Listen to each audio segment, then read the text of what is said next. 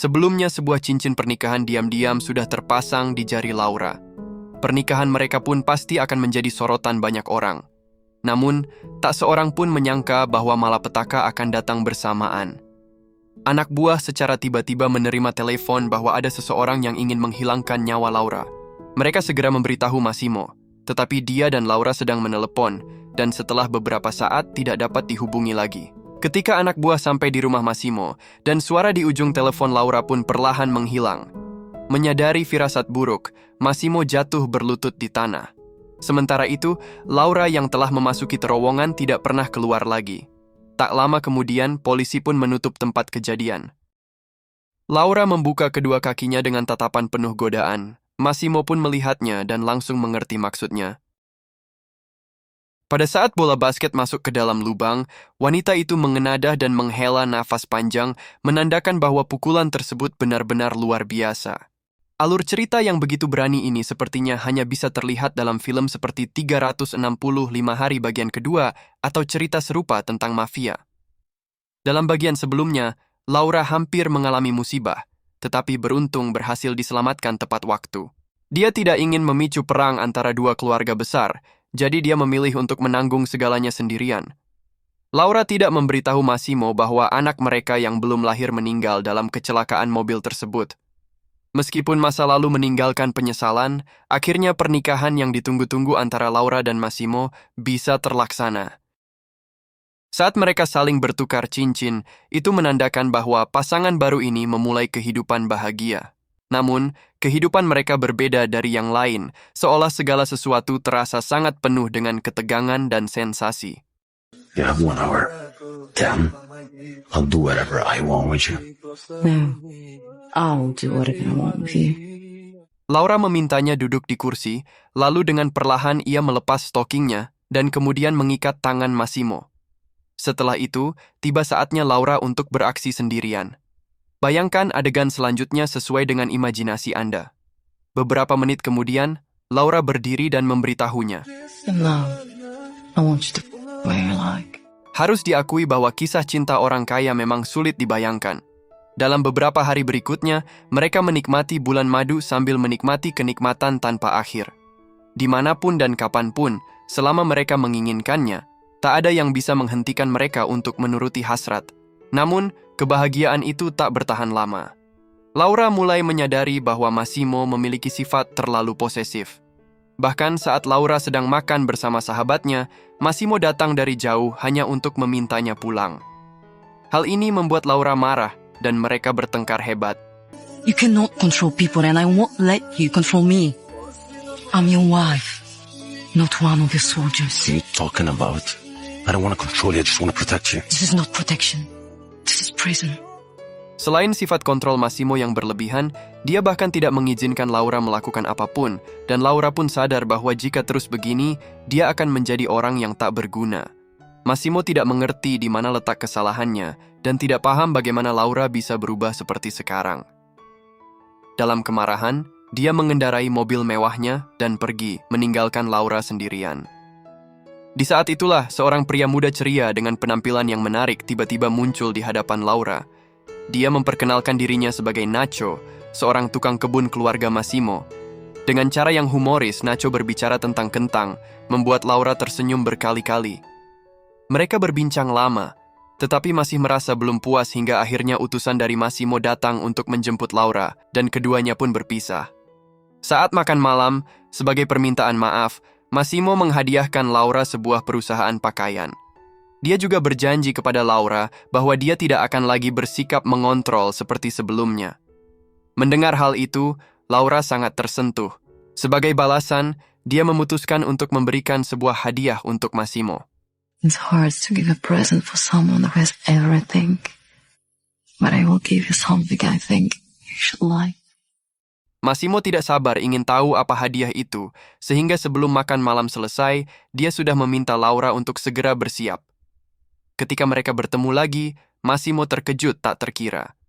Dia tidak menyangka bahwa Laura telah menyiapkan begitu banyak alat peraga, yang jelas-jelas menunjukkan bahwa Laura siap untuk sebuah pertarungan besar. Setelah 79 ronde, keduanya kelelahan dan berbaring di tempat tidur. Secara tidak sengaja, Massimo menyebutkan bahwa dia memiliki seorang adik laki-laki. Laura sangat terkejut karena sebelumnya Massimo tidak pernah membicarakannya. Bahkan pada saat pernikahan mereka, adiknya tidak hadir. Laura ingin bertanya lebih lanjut, namun Massimo tampaknya sengaja menghindari topik tersebut dan pergi tanpa memberikan penjelasan. Pada pesta dansa berikutnya, Laura masih merasa tidak nyaman. Namun, demi menjaga suasana, dia tetap tersenyum sepanjang waktu. Meski begitu, pertemuan sosial yang tak ada habisnya ini akhirnya membuat Laura merasa sangat lelah dan tak lagi bisa menahannya. It's enough for me, I want to go back.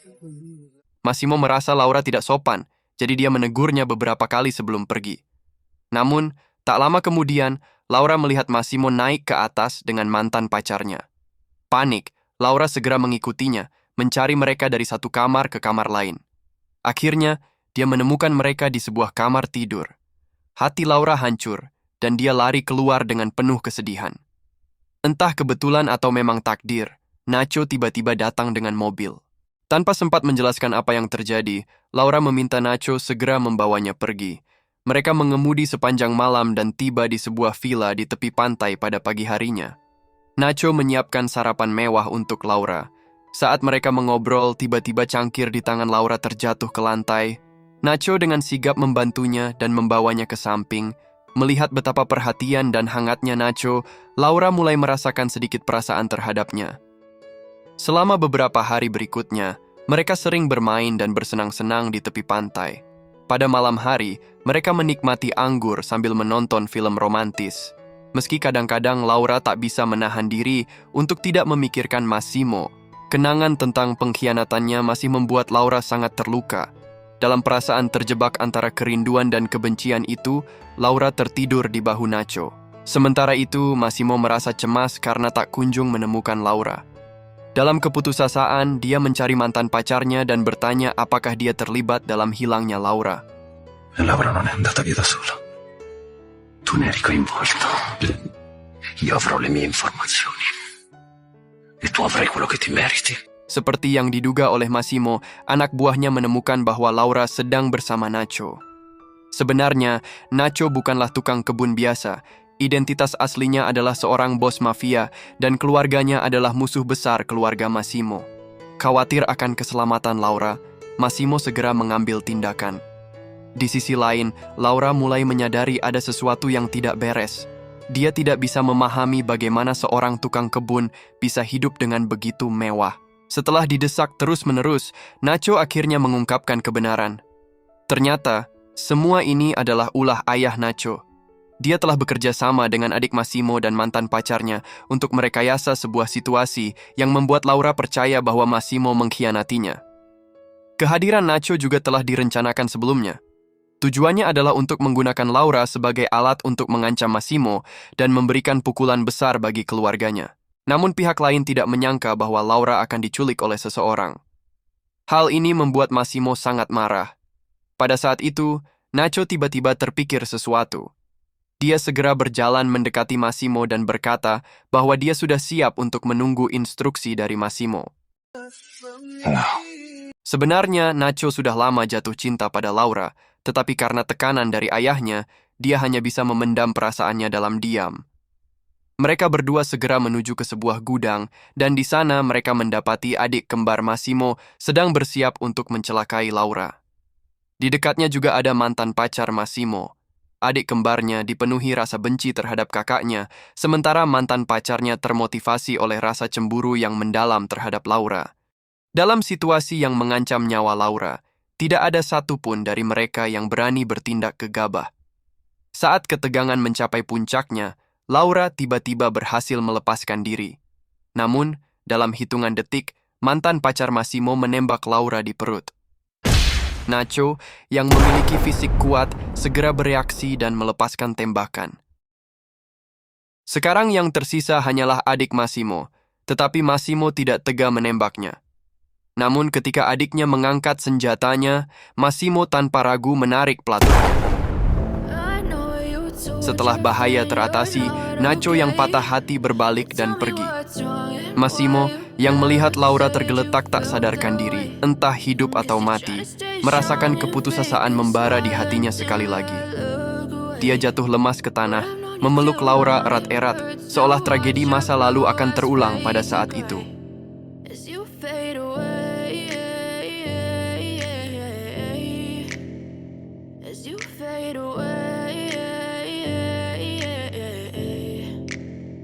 Yeah, I'm about to fade away, 'cause every time I wake up I feel like it's Monday. Something's going wrong with all the chemicals up in my brain. All of a sudden I don't look at anything the same way. Gotta build up of my thoughts sitting in an ashtray. I'm sorry that I'm so inconvenient, okay. Just let me be me and I'll stay out of your way. I can see the way you look at me, I'm such a disgrace. I never really asked to be brought into this place. You wanna love me? Well then baby I have a taste. All the highs and the lows, no you'll never be the same.